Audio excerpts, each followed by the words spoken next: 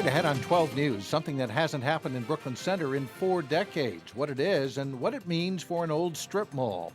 Then taking to the air to battle mosquitoes. We had this really significant rain over the last couple of days, so that's going to start those mosquitoes developing. But first, a Brooklyn Park noise issue, at least for the time being, settled with a boombox. 12 News starts right now. Hello, everyone, and thanks for joining us. At long last, the issue of whether people can play music in Brooklyn Park city parks has been settled. The City Council narrowly approved a temporary solution that would allow amplified sound in Oak Grove Park on the city's north side. But as Delane Cleveland reports, there are a number of rules people will have to follow. I just want to come up here, hang out with friends, or golf like this. On a perfect spring day in Brooklyn Park, Just peaceful. I think it's quiet most of the time, actually. it doesn't take much convincing to get people outside. Well, we just got some fried onions. Brat's going over there. We had some veggie burgers and some chicken. And Especially when grilling is involved. a little bit of Montreal steak seasoning in them, a lot of butter, because everything's better with butter. Bernie Krause joined his Target coworkers at Oak Grove Park for a little team building. Get together, talk a little bit, have some food, and hang out. One thing this barbecue didn't have was amplified sound, which is currently banned in all city parks. If it gets too loud, then yeah, somebody's going to complain eventually. That will all change come June 19th, as long as park goers pay a $35 permit fee to rent a boombox from the city. It sounds a little odd, renting a boombox. We have iPhones now, so unless they're compatible with that, but I've not had much use with a boombox before, so. Getting the city to come to that decision was no simple walk in the park. If there was ever a case when we're forcing a solution, this is it. For more than an hour Tuesday night, the Brooklyn Park City Council debated whether to adopt a pilot program to allow amplified sound at Oak Grove Park from Friday through Sunday with a special permit. These parks are for everybody. They're not just for the user of the shelters, they're for everybody in this community. Homeowners near Oak Grove Park have complained in the past of the music being too loud. People want to enjoy their time here, but they also need to have a reasonable level of noise. Say hi. Sharon Ronning visits frequently with her 2 grandchildren. Well, I think you have to reach a happy medium to please everybody. Whether renting a city-owned boombox and having park employees measure decibel levels provides that happy medium remains to be seen. I mean, most people have Bluetooth radios and stuff and Bluetooth little speakers that they're going to take along anyhow, so I don't know. It sounds a little weird. This pilot program will run from June 19th through Halloween. City staff members will update the council on a weekly basis to see how the pilot program is going. Long term, though, Brooklyn Park would still like to come up with a larger, more permanent location where people can hold parties and play music. Mike? All right, thank you, Delane. A dream development, that's what one Brooklyn Park council member calls a proposal to build a highly sought-after area of the city. The Stone Mountain Plaza project at the northeast corner of Zane Avenue and Oak Grove Parkway calls for an indoor dog daycare as well as a Grand Slam recreation facility that includes indoor batting cages, mini golf, and laser tag. Another part of the project is a mental health facility for children ages 5 to 18. A restaurant is also expected to be part of the project. Several neighbors, however, spoke out against it. Some worried whether the pet boarding facility was the right fit. Anything that is built on this site will create new jobs for the community. But I asked you, is this the right location for this type of business? A dog kennel? For me, this is a win-win. Traffic is traffic with any development. You're going to have more traffic no matter what's developed in here. So I'm actually excited to see this. The City Council unanimously approved the project. Construction could start in July. In Brooklyn Center, a big step toward building the first new apartments in the city since the 1970s. The last tenant occupying the strip mall area of the former Brookdale Square shopping center is moving out. The sign says Pep Boys is moving to Coon Rapids. The city's Economic Development Authority owns the property, and the city has agreed to let Pep Boys out of its lease so work can begin to demolish the shopping center.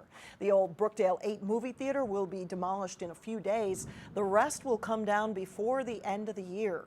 By next year, Brooklyn Center hopes a developer will start work on upscale market-rate apartments. A developer will be chosen this summer. The only business left in the area is the Ocean's Buffet, which will be allowed to stay until its lease is up. Osseo City Hall is getting a security upgrade. The City Council approved spending $8,000 to bulletproof the dais where council members sit behind. The council also approved spending another $1,000 to install panic buttons that instantly dial 911. The decision to do security upgrades became a bigger priority following the January shooting incident at New Hope City Hall. The city of Osseo could also take over a service that some residents say provides a big lift.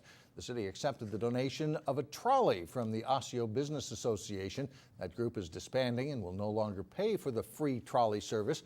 The city is considering taking it over, which some residents have used to get groceries and run errands around town. However, questions remain about how to pay for ongoing maintenance costs and liabilities to the city. The city will decide whether to continue the service at an upcoming meeting. Well, good news, it's a beautiful spring day. Bad news, this is perfect breeding weather for mosquitoes. That's right. As reporter Sonia Goen shows us, the Metropolitan Mosquito Control District wants to get a handle on the pests before they really become a problem. The parking lot of the Hindu temple in Maple Grove turned into Command Central for Operation Kill the Skeeters. Crews from the Metropolitan Mosquito Control District are gearing up for an air assault. This particular helicopter will probably be able to treat about 1,800 acres. The agency uses 7 helicopters for its mission to get rid of mosquitoes. Each chopper is loaded up with special chemicals. Now this is a chemical they're using. It's called methoprene. It's small but powerful and safe for the environment. It doesn't kill the mosquitoes, but it prevents them from growing. This material is very specific to mosquito larvae, so other insects that aren't sensitive to this particular type of treatment are unaffected by it. The helicopter is targeting skeeter hotspots. Wednesday, they honed in on Maple Grove and Dayton. We had this really significant rain over the last couple of days, so that's going to start those mosquitoes developing. There are about 51 different mosquito species in Minnesota, but the Metropolitan Mosquito Control District only goes after about 5. Some of those mosquitoes will spread diseases like West Nile virus from one bird to another. So we try and pick on those species to control, but we try to leave the ones that aren't going to bother us alone. Overall, the agency says this is shaping up to be an okay skeeter season. If we can stay ahead of it, the mosquito forecast may not be too bad. Could be a great summer, yep. In Maple Grove, Sonia Goins, 12 News. Officials say we haven't had as much rain as last year, so we should see fewer mosquitoes than the previous year. At least they're hoping, right? We're all hoping. Coming up, a perfect opportunity in Robbinsdale to do some spring cleaning and get out and meet your neighbors. And later in sports, local tennis players aim for spots in the state singles and doubles tournaments. We'll have the highlights. But first, instant July, more hot and humid weather on Thursday.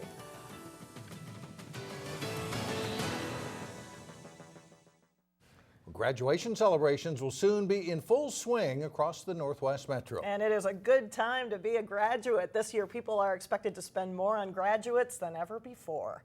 According to a survey by the National Retail Foundation, the average person will spend more than $100 on gifts to graduates. The most popular gift by far is cash. That's followed by gift cards, clothing, and electronics. As the weather turns warmer, it means garage sale season is here. Citywide garage sales are becoming popular. Brooklyn Park had one in May, and a sale in Robbinsdale is coming up. And the reporter Shannon Slatton shares what you need to know to score a good deal in today's Money Saver.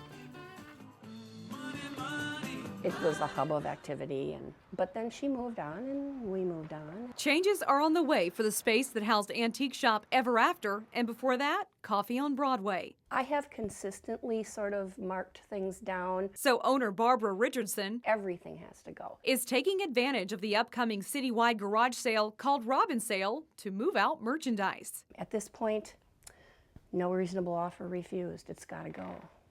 So it's all going to be bare walls, hopefully. That weekend, the 4th, 5th, and 6th, just come to RobbinSdale. You're going to find at least one sale.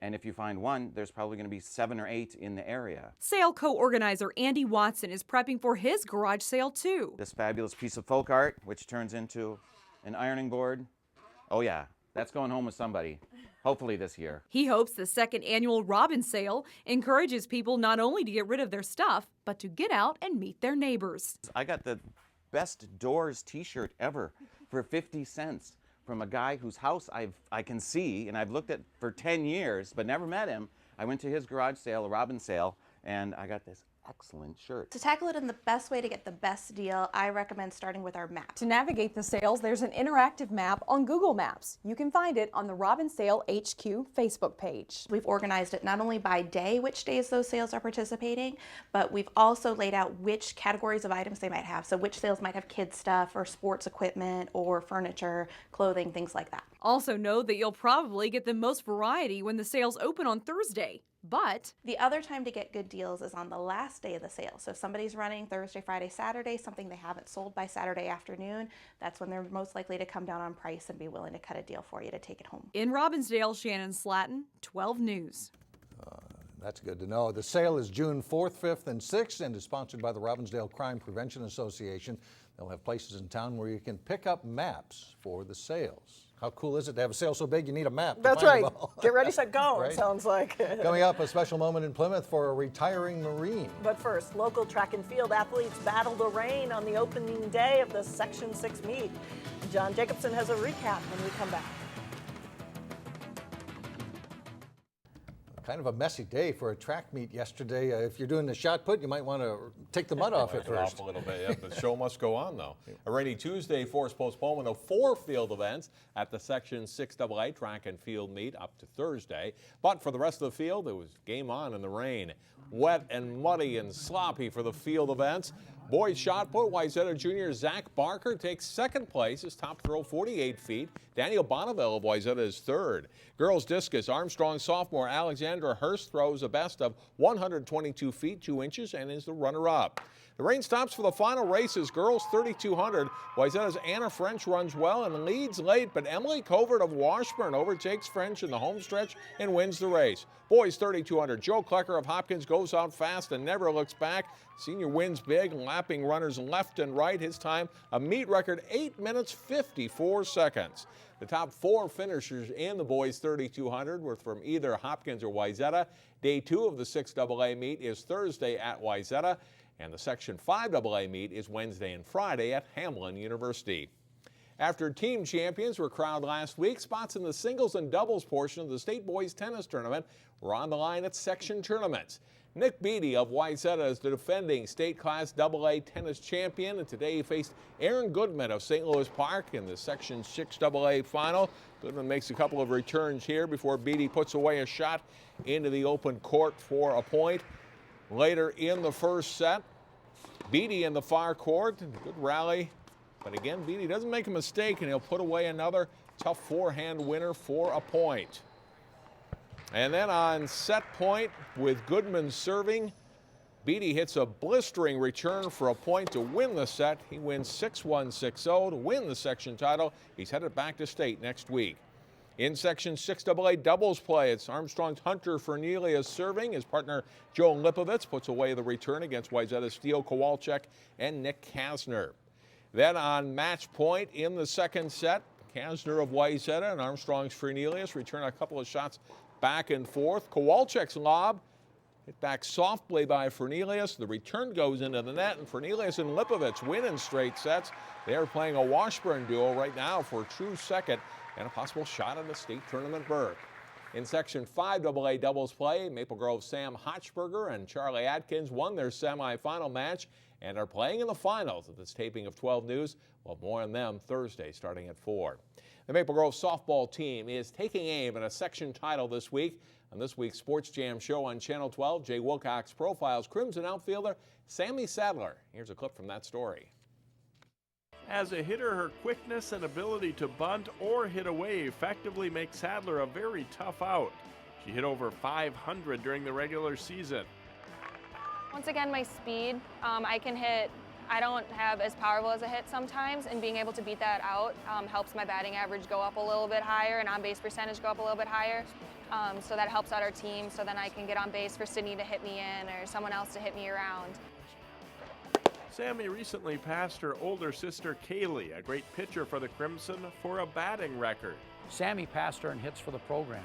So Sammy now has passed Kaylee up, and Kaylee's biggest complaint was, well, yeah, you can drop a bunt down and run. I got blessed with Dad's speed.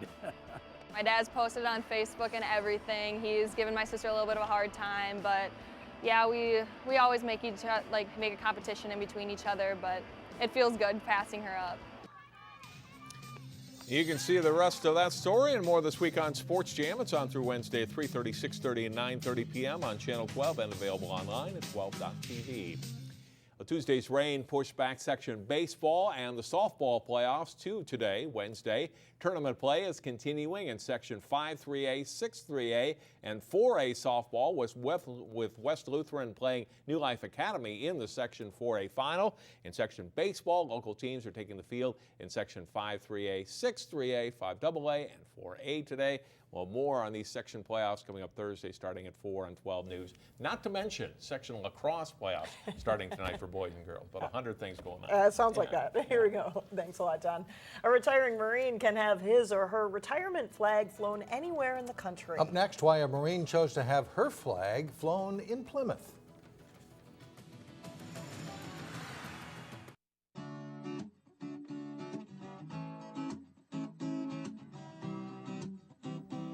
A follow-up now on a business we profiled earlier this month that's making a name for itself in just 5 years. The Twin West Chamber of Commerce named Rachel Knutson and Lisa Rudquist the 2015 Emerging Entrepreneur of the Year. The two women, both nurses, started Ladybugs in 2010. The company offers at-home products designed to get rid of lice without pesticides. The Ladybugs products are sold nationally, and the two entrepreneurs are working on expanding their reach into the international market. Some retiring Marines choose to have their retirement flag flown at the White House or maybe even the U.S. Capitol. But one Marine chose to have her flag flown at Providence Academy in Plymouth.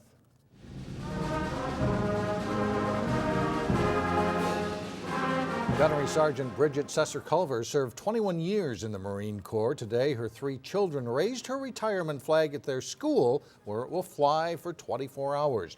Then the flag will be lowered and presented to Sesser-Culver at her retirement ceremony. For the time that I've been able to spend here, I've come to know this school as a part of a community and village that is so patriotic and such heroism here that this by far is the place that represents the future, having our children here, and ultimately that's why I've served for the past 21 years. Sesser-Culver has been serving out of Fort Snelling for the past few years. Her husband serves as an active duty Marine at a base in North Carolina. She could have had it flown anywhere. All in the family, Isn't that yeah. cool? That's it for now. Thanks for joining us, everyone. We'll see you back here tomorrow. Community Corner is coming up next.